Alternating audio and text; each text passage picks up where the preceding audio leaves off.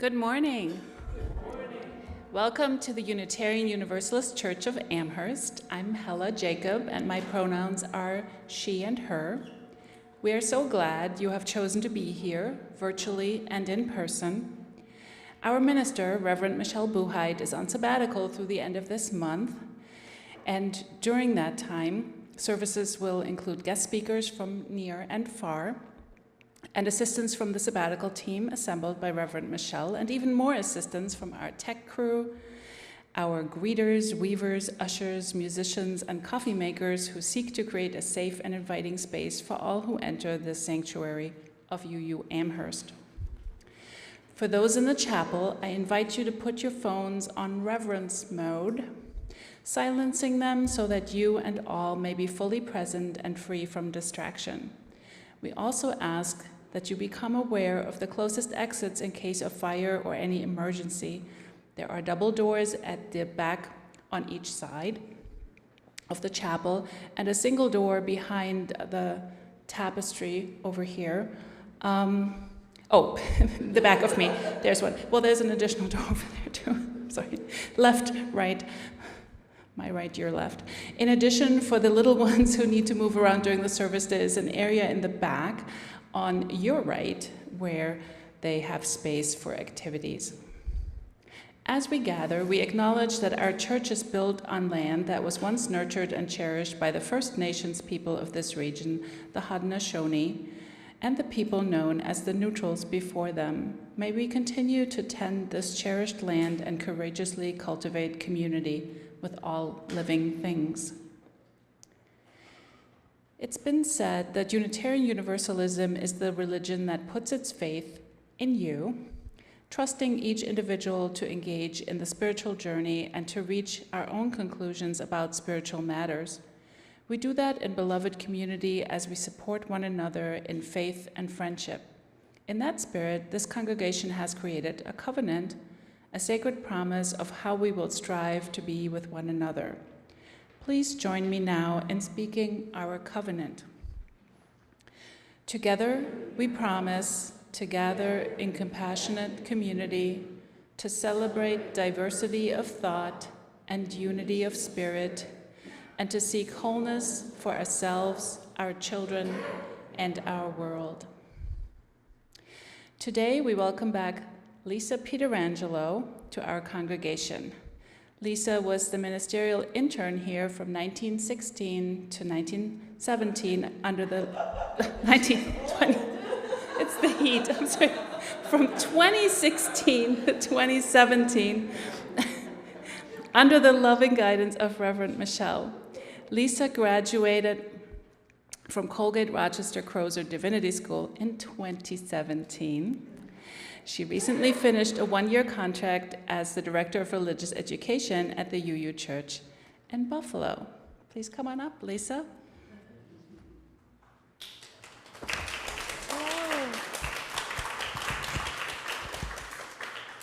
I look pretty good for that age, don't I?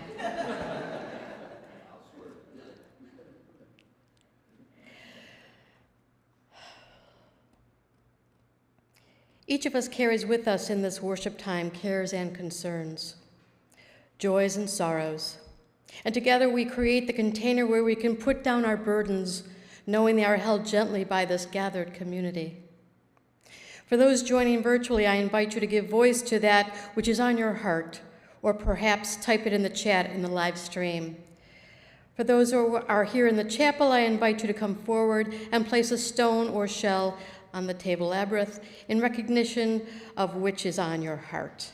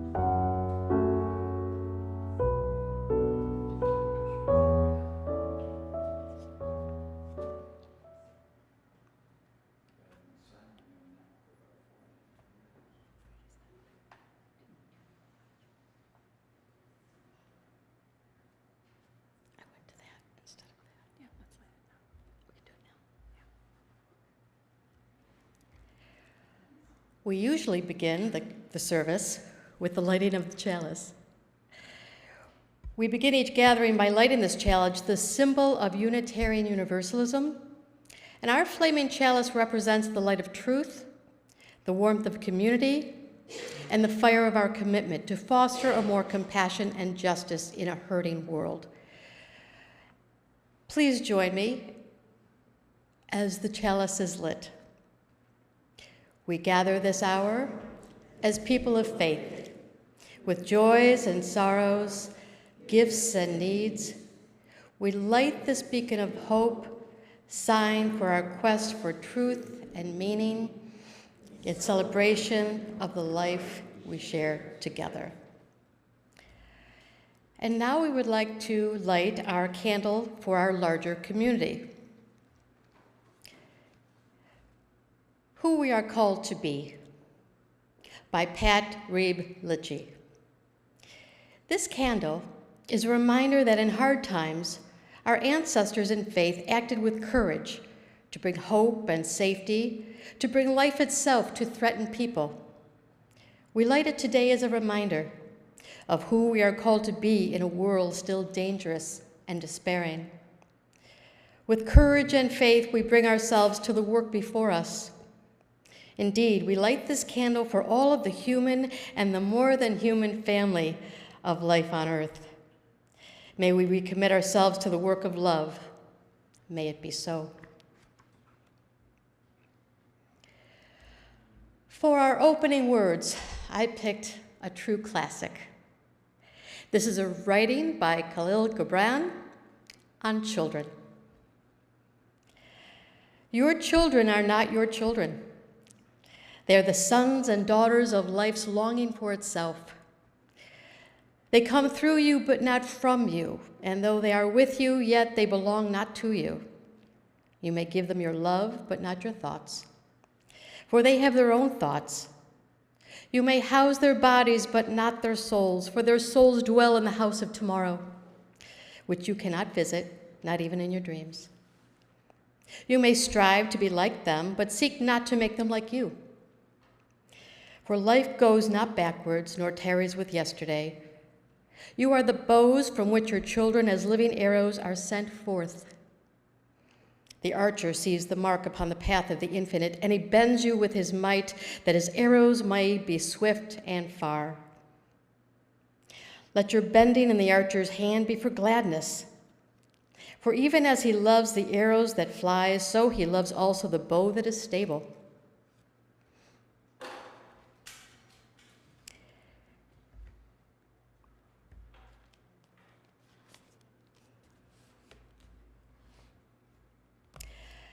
And now, I'm going to give myself a little air. And we're going to move into our time for all ages. And I am going to be reading a piece of children's literature that I think is a beautiful example of how we can utilize children's literature to teach spiritual principles in our families and our homes, no matter how old you are. And we've got some slides that you can follow along with the story. So The Golden Rule by Lane Cooper and illustrated by Gabby Swakowska.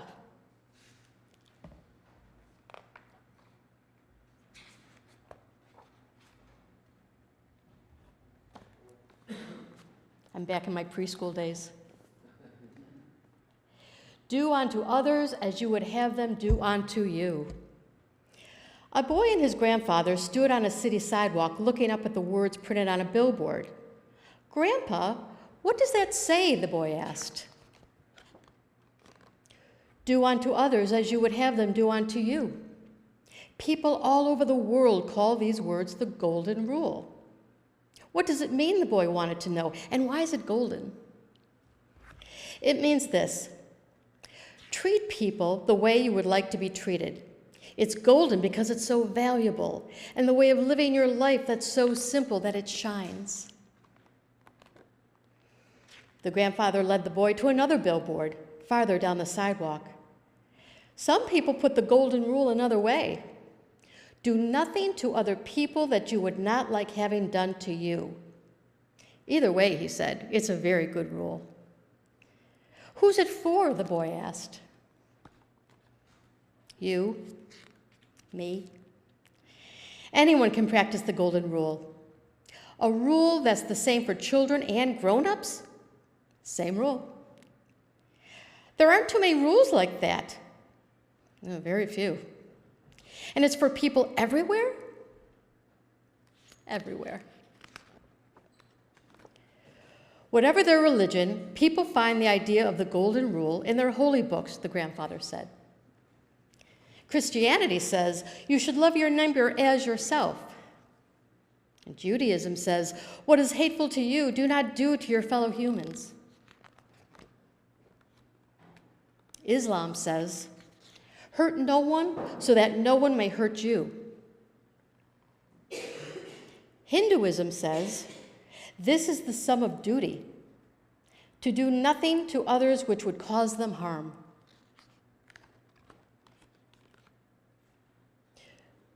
Buddhism says, do not do to others what would hurt you. The Shawnee tribe says, do not kill or injure your neighbor, for it is not he or she that you injure yourself. The boy and his grandfather sat on a park bench. So, Grandpa, how can I start to practice the golden rule? You begin by using your imagination. My imagination? You imagine how someone else feels. For instance, a new child who is joining your class. How do you think that boy or girl feels? Well, new kids always look scared. Would you be scared if it was you? Oh, yes. What would make you feel better? Well, if someone smiled at me. So to practice the golden rule, you would smile at the new kid. You've got it. I bet you can think of other ways you'd like to be treated and ways you wouldn't want to be treated. How do you feel when you're teased or bullied? Sad. Yes. Mad. Yes. Small. I feel small. Small, sad, mad. Do you like feeling like that? No. Well, neither does anyone else. The boy thought for a moment about the golden rule. I see. There are lots of things I can do. I should tell the truth because I don't like being lied to. I want people to listen to me, so I should listen to other people. When I'm sick or when I'm tired, sometimes I need help. So I should offer my help to those who need it. You're getting the idea, the grandfather nodded. The boy looked at his grandfather. Practicing the golden rule seems like it can be hard. I said it was simple. I didn't say it would always be easy. Grandpa, the boy said, the golden rule is a very big thing, isn't it? Very big. And very small. And very old. It's been around for 1,000 years. Thousands of years? Well, then I don't think everyone is practicing the way they should. Otherwise, there wouldn't be so many problems between people, between countries. You're right, my boy. I wonder how things would change if everyone lived by the golden rule. I think people would be nicer, kinder. They'd act better toward their families and friends and even strangers. What if countries lived by the golden rule? Grandfather asked. Well, then people wouldn't want to hurt each other because they don't like being hurt. Maybe there wouldn't be wars. That would be wonderful, wouldn't it? Wonderful, Grandpa. But you can't make everyone in the world practice the golden rule. There's only one person you can ask to do that. Me? You. It begins with you. The golden rule.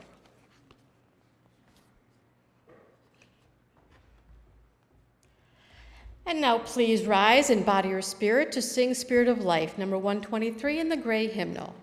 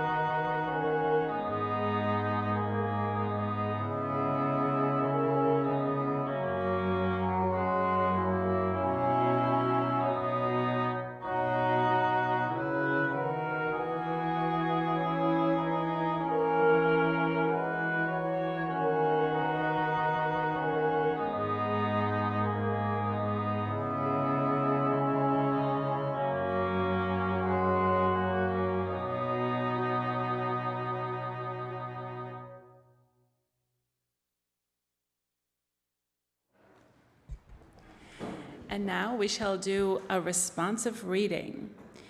And the way it works is it is called, It Takes a Unitarian Universalist Village to Raise a Unitarian Universalist Child by Tess Baumberger. And we will be reading parts, and your part is fairly easy in that you're always asked to say, it takes a village to raise a child. You want to practice? It takes a village to raise a child. Awesome. Here we go. It is important for our children to know that they are cared for, to know that they are part of a larger family, an important part of a bigger human picture. It takes a village to raise a child. It is important for our children to believe in themselves, to trust in themselves, to know that they can make a difference. It takes a village to raise a child. It is important for our children to know our Unitarian Universalist principles, to find ways to live them in their daily lives, and to realize that the choices they make are important. It takes a village to raise a child. It is important for our children to be able to speak about our faith, to honor its history and its heritage, and to appreciate its heroes and heroines. It takes a village to raise a child. It is important for our children to explore religious truth and meaning in the Jewish, Christian, and other world religions, and to know that ours is a religion worth having. It takes a village to raise a child. It is important for our children to experience the spirit of life, to feel a sense of awe at the grandeur of the world, and to live lives of empathy and compassion. It takes a village to raise a child.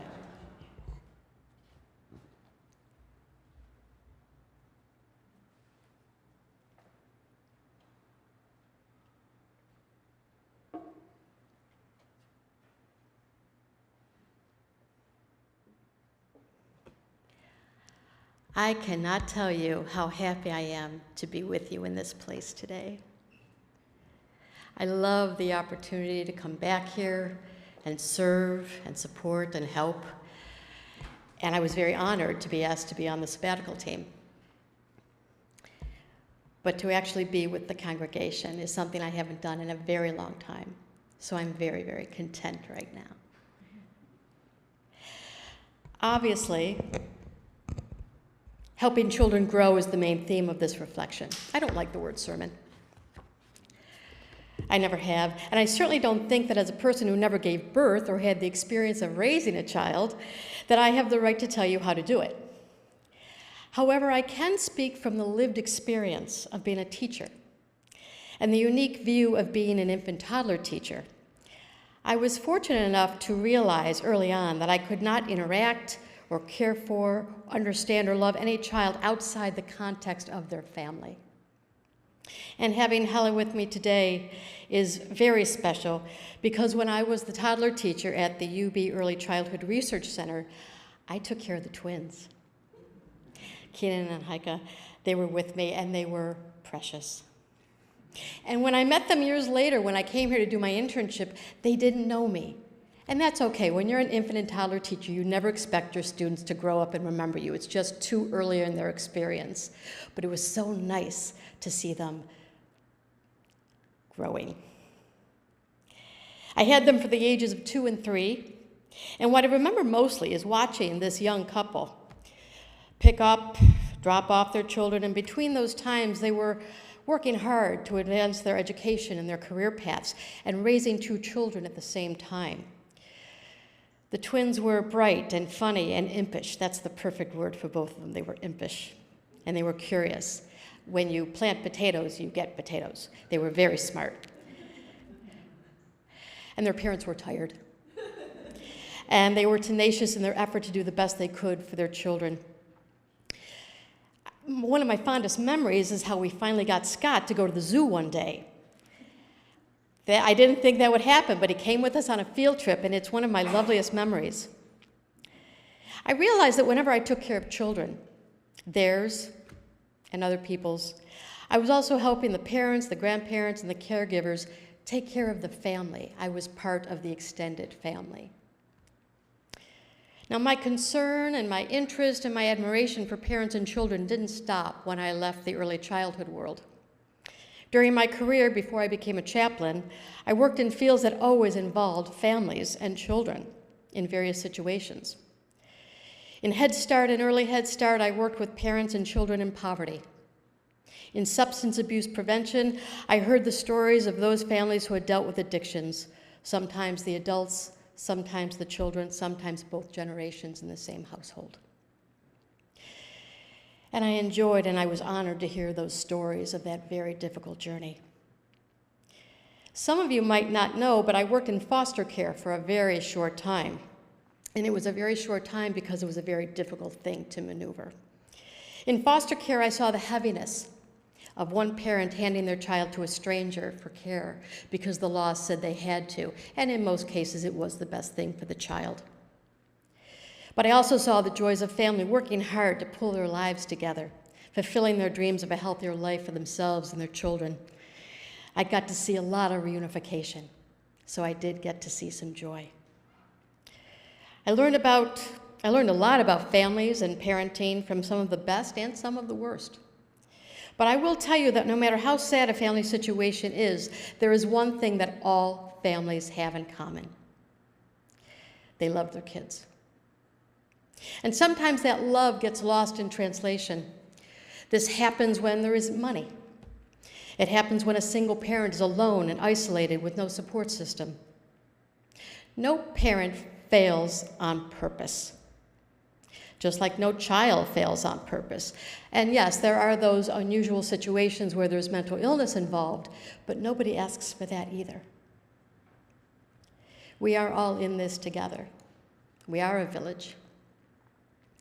And the reason I'm talking about my overall career to get us going before I entered ministry is that once I did enter ministry, I started to develop a theory about families. You know, when you train as a chaplain, you have to do what's called theological reflection. And don't let the word theological scare you. All it means is that every interaction that I had with a person or a group of people, I was trained and taught and directed to think about it in terms of what's the meaning behind what I just engaged with. So when I became a chaplain, I constantly went back into my earlier years. I didn't become a chaplain, or I didn't enter ministry until I was 48. I had a lot of career before I came into it. I developed a theory about families, doing a reflection.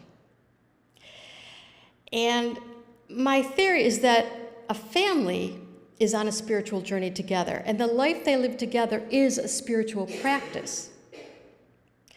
So those years of reflection informs today's sermon. So with all of that said, let me start talking about family spiritual tools for a spiritual life. Why? It's important that a family is intentional about their spirituality and what gives them meaning. And what gives them meaning offers a strong foundation, not just for the family today, but in generations to come. What is spirituality? That's the first question. And the answer is another question. Spirituality is what gives you meaning. You don't have to believe in a God to have a spiritual life. You don't have to go to a church, although it's very nice that you came. But none of that is real spirituality. Real spirituality is, what do you get up in the morning for? What gives you inspiration? What makes you always striving to be better? What do you love? That's the big question. What do you love? Who do you love? And sometimes there doesn't have to be a why behind love. It just is. So to begin, I want to explain the title of this sermon, because I'm sure when you read it, you kind of looked at it like, well, where is she going? Where the wild geese grow. What am I talking about? I'm guessing that some of you figured out the pieces I was putting together. It's pretty much a mashup of a couple of different pieces of literature. And one is Mary Oliver's Wild Geese, which you are all very familiar with. And the other piece of that title is the classic book by Maurice Sendak, Where the Wild Things Are. So I basically said where the wild geese grow, because we're talking about how to help children grow. The abundance of literature that we can use for teaching and reading and simply loving the children is endless. And I'm thrilled to say that it becomes more diverse and inclusive every year, giving parents and grandparents tools to help guide children through the continuum of human existence and reality, which gets larger and wider and deeper all the time. We hope that the children will embrace these understandings and live with it in peace and love, always recognizing the dignity and worth of every human being they meet along the way. Literature is powerful. It's not just an educational tool, it's a spiritual tool. I say this because when children are read to, there's certainly the experience of words and sounds and literacy, but it's that act of closeness with the child that is the spiritual practice. That love being offered in the form of time and energy, that sharing of meaning. The description of the sermon is really a description of the whole service. Today we have heard both readings from famous and not so famous, UU writings and non-UU writings, all calling for the relationship between a child and family. The relationship is the biggest spiritual tool. I chose all the readings today because they reflect family relationships, each very different authors, different generations. So let's start out by looking at Mary Oliver's Wild Geese. You've heard it before countless times. And today I want to suggest that this is a good family poem, whether you're UU or not. You could probably say it with me. You do not have to be good. You do not have to walk on your knees for 100 miles through the desert repenting. You only have to let the soft animal of your body love what it loves. Tell me about despair, yours, and I'll tell you about mine. Meanwhile, the world goes on. Meanwhile, the sun and the clear pebbles of the rain are moving across the landscapes, over the prairies and the deep trees, the mountains and the rivers. Meanwhile, the wild geese high in the clean blue air are heading home again. Whoever you are, no matter how lonely, the world offers itself to your imagination, calls to you like the wild geese, harsh and exciting, over and over, announcing your place in the family of things.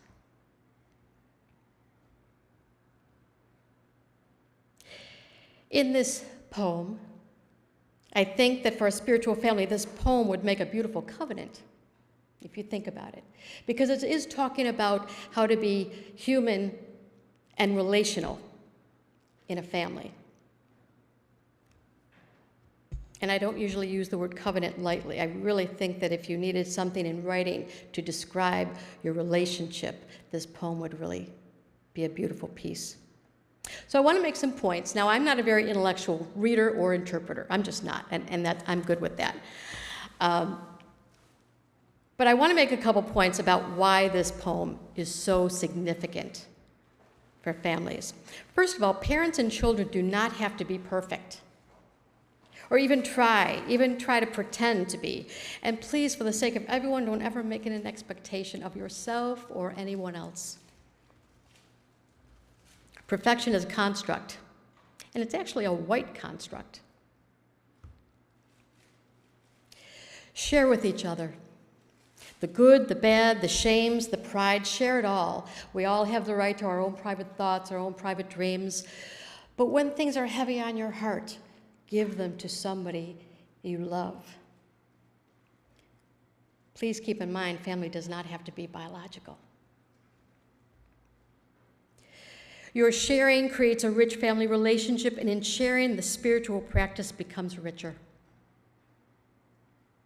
Have a family understanding of the reality of this life. Bad things happen. We'll get through it. Family strength is a spiritual tool. You don't have to suffer alone. You don't have to suffer alone. You've got us. And no matter what happens, we will get through it together. This life, this is our life. Things happen, and life will go on, and so will we. If you have a sacred space for your family in your home, a framed copy of this poem is very inspirational. So let's look at Maurice Sendak, Where the Wild Things Are. Now, this was published in 1963, the year I was born, so you know this book is old. But the beautiful thing about this book is that everywhere in America right now, tomorrow morning, some toddler or preschooler is going to take this book off the bookshelf and run to a teacher and say, read this to me. Almost 60 years after its publication, the book has legs, as they say, because it tells a typical story of parent and child interacting with each other in a difficult moment. As a toddler teacher, I read this too many times. And there was a point in my career that I had the whole thing memorized, which wasn't a problem. Children love it because it reminds them of things they like or things they want. They love the fact that the little boy is wearing a wolf costume. His name is Max. And the wild things are a little scary, but not when you're on a teacher's lap or a parent's lap. They like the fact that Max enters into an imaginary place, a jungle. He becomes the king and gets to wear a crown. And of course, if a teacher makes the appropriate noises like the wild things, all the better. The story is something right out of a real parent-child relationship. Max pulls a tantrum. A very developmentally appropriate thing to do. And I know some of us are jealous that sometimes we think we're too old to throw one. So his mother, after his tantrum, sends him to his room, and Max escapes into an imaginary jungle and becomes king. And he has a great time. He has a wonderful time. But he gets lonely, and he gets hungry, and he decides to go home. And when he arrives in his bedroom, he finds that his mom has left him a warm supper. This book is a brilliant way to teach children what they can do with their emotions. Now, we're okay with kids when they show sadness or tears or silliness or shyness, but when they show anger, it triggers something in us. We get very uncomfortable with anger. And anger is incredibly normal for the human person. If you went through your whole life without ever getting angry, you haven't been paying attention.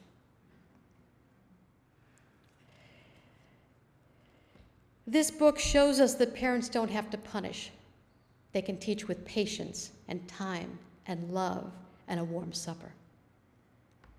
They can offer their children time to rest, to explore their feelings, use their imagination, and that love is the foundation of behavior guidance. Allowing for safe emotional expressions creates a safe space for adults and children and builds trust. I know, I've been with a lot of families, and there's nothing more terrifying than a toddler or a preschooler throwing themselves on the floor at Target and having a tantrum in front of strangers. Nothing worse. I always said this to parents. I said, the next time that happens and people are staring at you judgmentally, point to your child and say, isn't he doing great? Because they are acting out their development. And we have to take our ego out of their development. Obviously, you don't want a kid to be violent or hurt themselves, but a usual temper tantrum is really just all about getting their anger out. And what a beautiful thing to let them do that without losing your trust or your love. We heard our story today, The Gentle Teaching of the Golden Rule, and there's a book for a child on just about anything these days, and it gets better every year. Please don't stop buying children's books. I don't care how old you are. I don't care if you don't have any little ones in the house anymore. You deserve to read yourself stories. Keep reading to your children and let them read to you. This sharing of meaning deepens your spiritual life as a family and as individuals. Remember, love is about meaning and relationship and experiencing things together. Go out there sometime in the next few months and buy yourself a great children's book.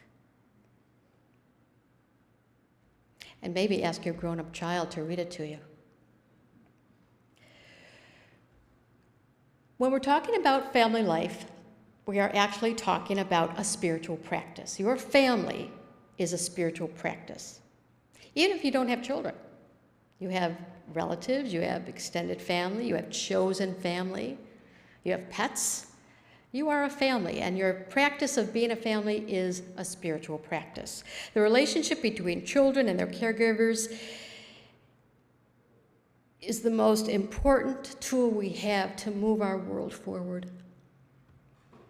The family relationship gives the opportunity for joys and sorrows and brings successes and challenges for growth.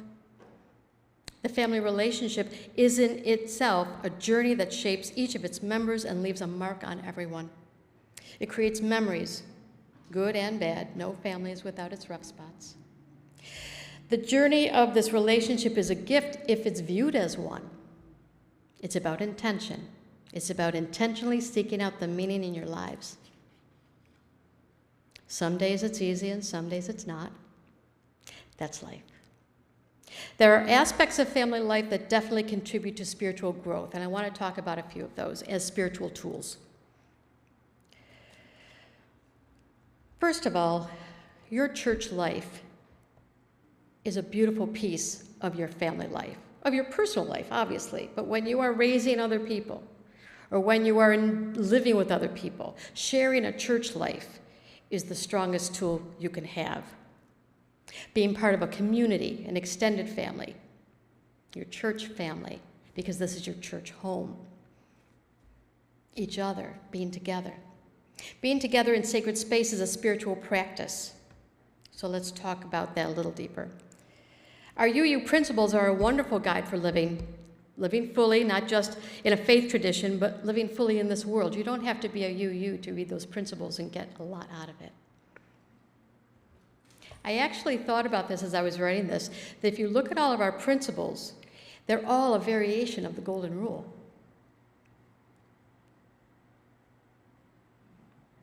Living those principles out for your family members to see is one of the best contributions there is. And many times it's the children who develop a church connection and role model for the adults, which is absolutely fine. You know, our UU principles, I did a spiritual care call a couple months ago, and they actually had a copy of the principles on their wall in their home. They honored the principles in a sacred space, which I thought was really amazing. I had never seen anybody do that before. And there are things about our faith tradition that offer even more tools. Letting your children go to protests with you. Protesting together as a family, that's a spiritual tool. It's a spiritual exercise.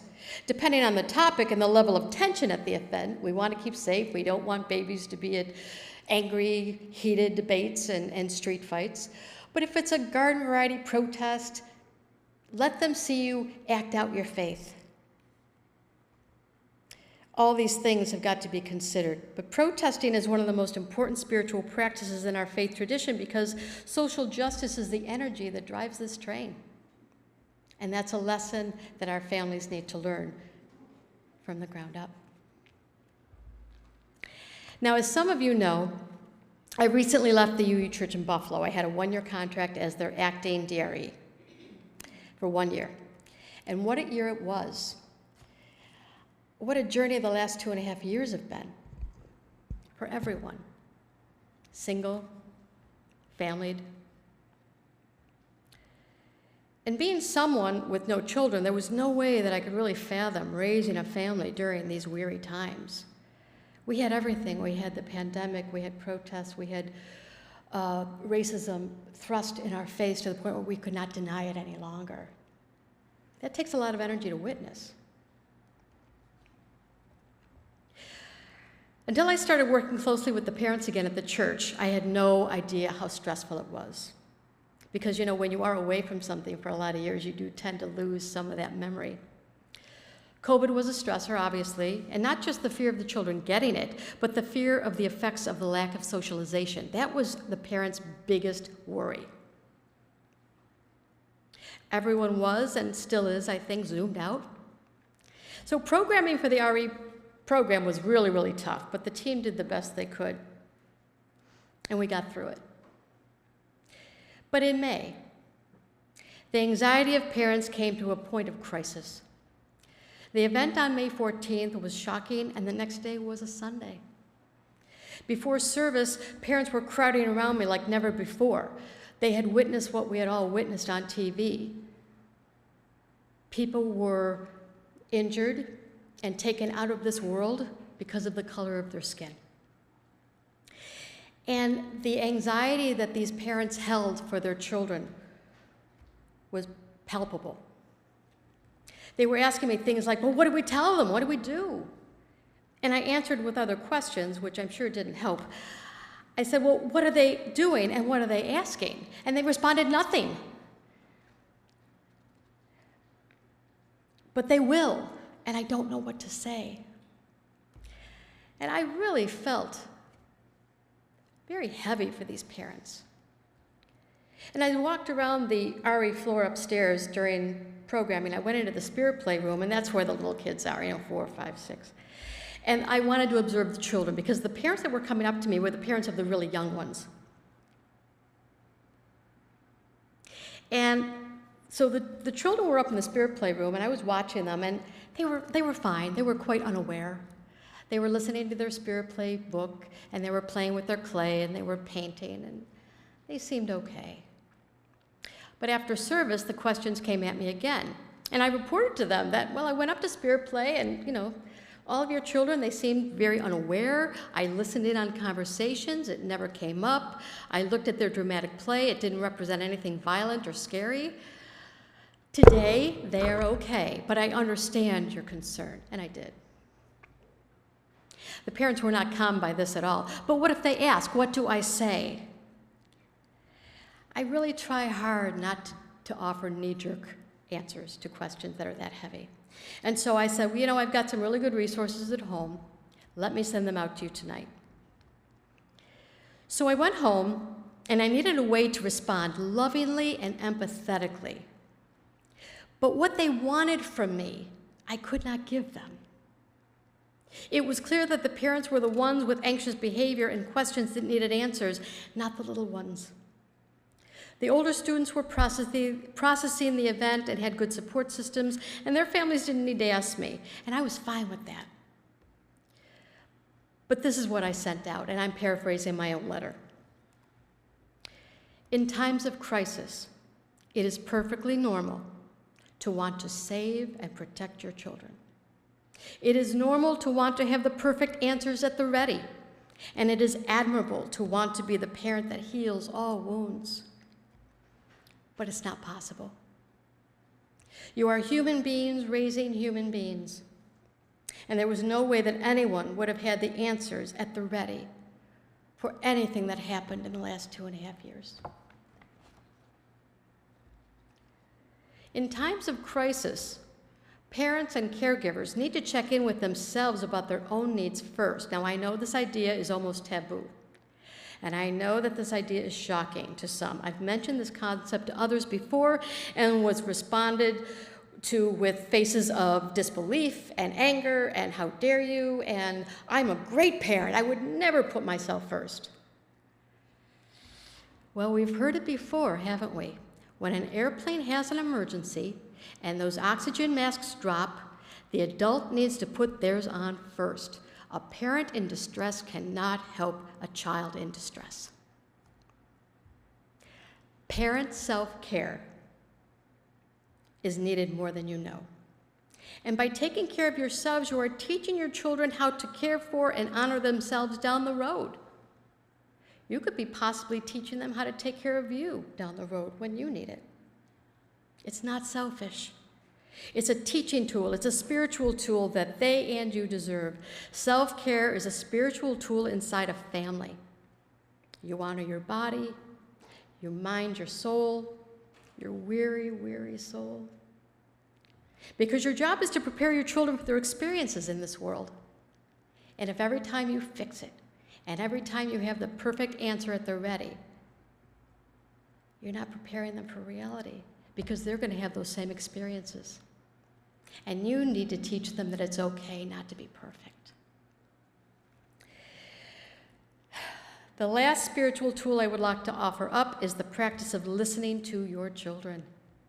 no matter how young they are, no matter how old they are. Listening to the children, the students, the youth, and the young adults in your family is the greatest spiritual contribution you can make to that family. Your children start developing wisdom the minute they arrive on this earth. And our egos tell us that we're the adult, we hold the wisdom. We have all the answers. And once we accept and embrace our own human weaknesses and don't try to hide how frail we are sometimes, we actually become authentic.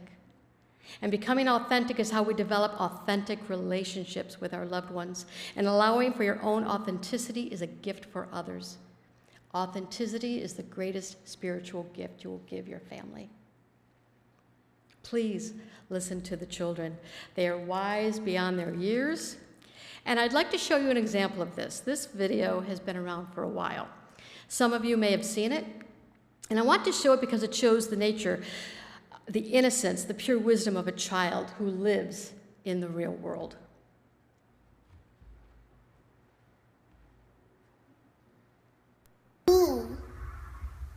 Mom, are you ready to be his friend? Yes.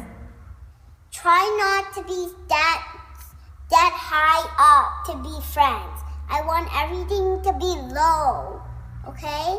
Okay. Just try your best. I don't want you and my dad to be replaced and meanies again. I want you and my dad to be placed as settled and be friends. I'm not trying to be mean. I just want everyone to be friends. And if I can be nice, I think all of us can be nice too. I'm not trying to be mean, but I'm trying to do my best in my heart. Nothing else than that. I want you, Mom, my dad, everyone to be friends. I want everyone to be smiling, not like being mad. I want everything to smile. Especially when I see someone, I want them to smile. Especially Nana, everyone. I want everyone to smile. And if that's for my dad and you, Mom, I think you can do it. I think you can settle your mean heights down a little to short heights. Then it's both, okay? I'm not trying to be mean. I'm not trying to be a bully. I'm trying to be steady on the floor, not way down, on straight, on the middle where my heart is. My heart is something.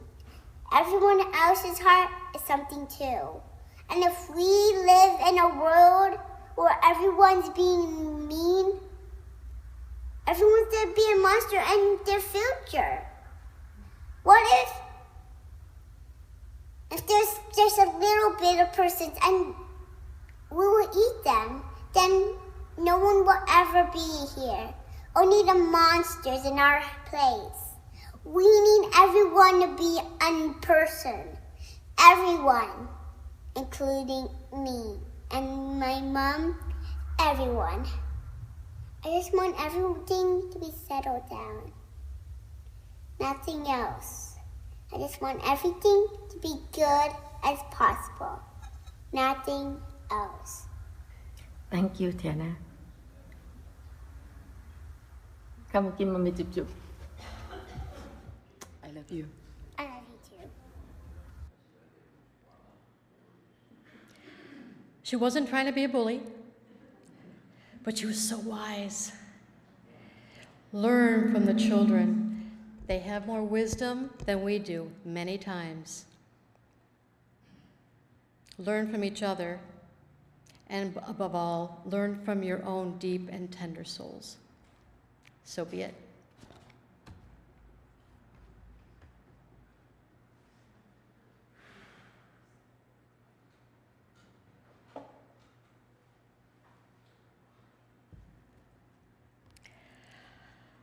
For our closing words, this is called A Prayer for Our Children by Shalane Harkin.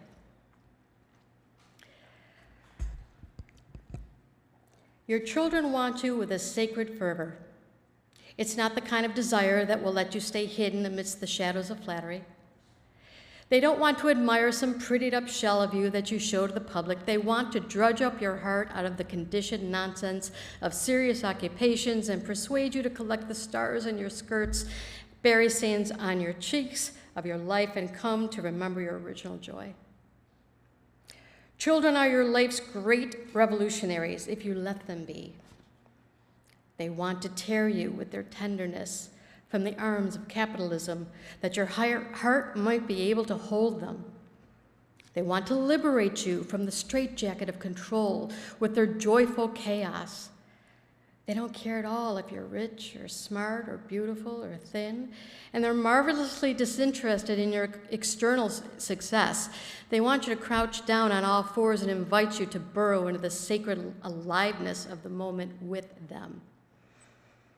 They are unshakably certain this need to prove your worth is empty business. They want to dismantle the hierarchy you've placed on experience that makes you so miss your life. They invite you to let go of your doctrine of perfectionism and behold the sacred mess of this moment. Oh, let them rewrite Scripture in crawled crayon that only lists commandments of joy. Your kids do not want you to relate to God through fear. They want you to believe wholeheartedly in the God who would want you to put extra whipped cream on things, who wants you to tickle his belly or her belly that it might send a lightning bolt of laughter through your heart, in the goddess who would a million times over prefer to show you the tenderness of her weeping rather than the wrath of hiding it. Children come into this world knowing devotion is best offered through the wonder that shines their eyes. Listen to your children.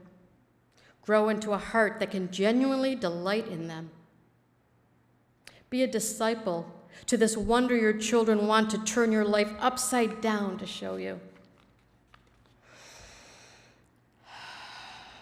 Listen to your children.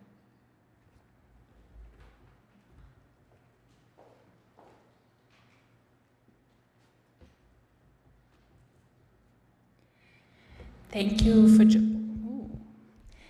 for joining our gathering today.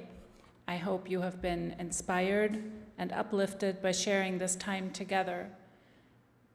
Oh, we skipped over music. I thought it was time for some music. This is a hymn that can be found in the gray hymnal. It is number 338. Words will also be shown on the screen. The choir of the UU Church of Baltimore is singing it, and feel free to join in at any time that you're so moved. I seek the spirit of a child.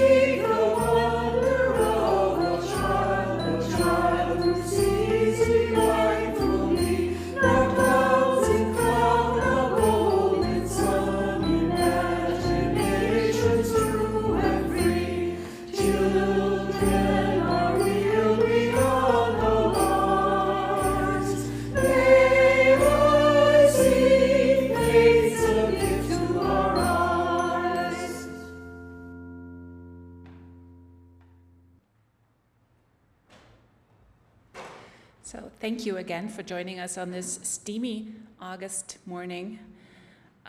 You can support the work and mission of this congregation with your financial contributions. For those in our chapel today, you'll find baskets in the rear to receive your gift. For those participating virtually, you may take a moment to visit our website, uuamherst.org, and click on the giving link, or text your gift to 833-987-1968. Please join me as we extinguish our chalice with these familiar words. We extinguish this flame, Not the light of truth, the warmth of community, or the fire of commitment. We carry our hearts until we are together again.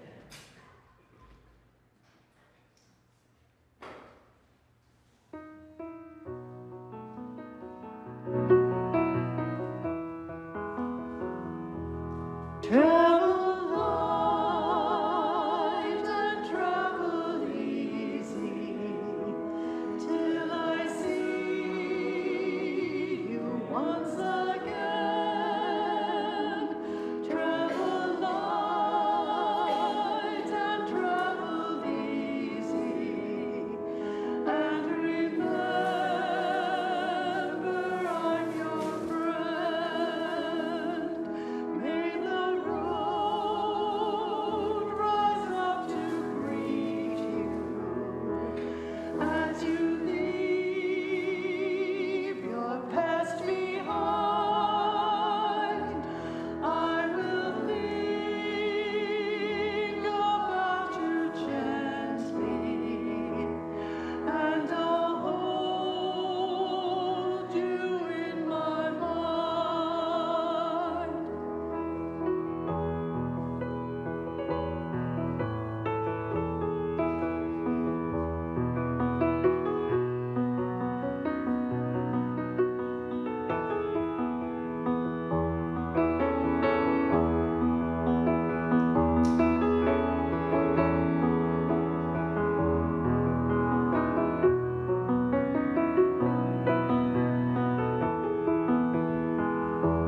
Travel light and travel easy till I see you once again. Travel light and travel easy, and remember I'm your friend.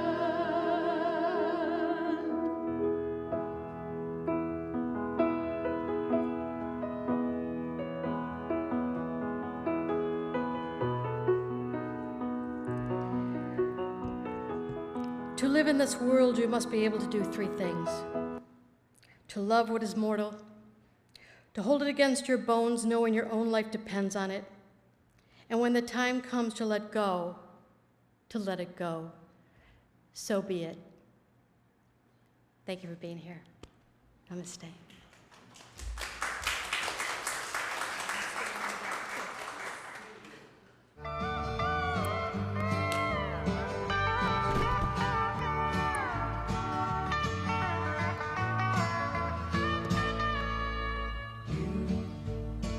Who are on the road must have a code that you can live by, and so become yourself, because the past is just a goodbye.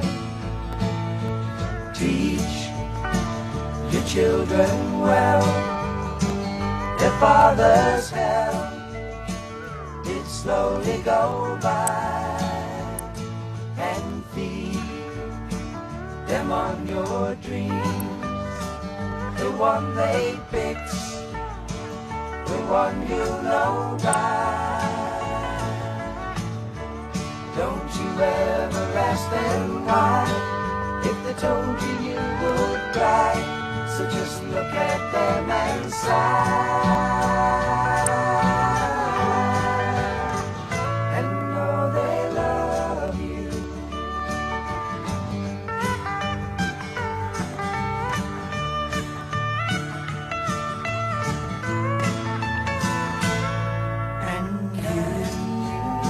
of tender years.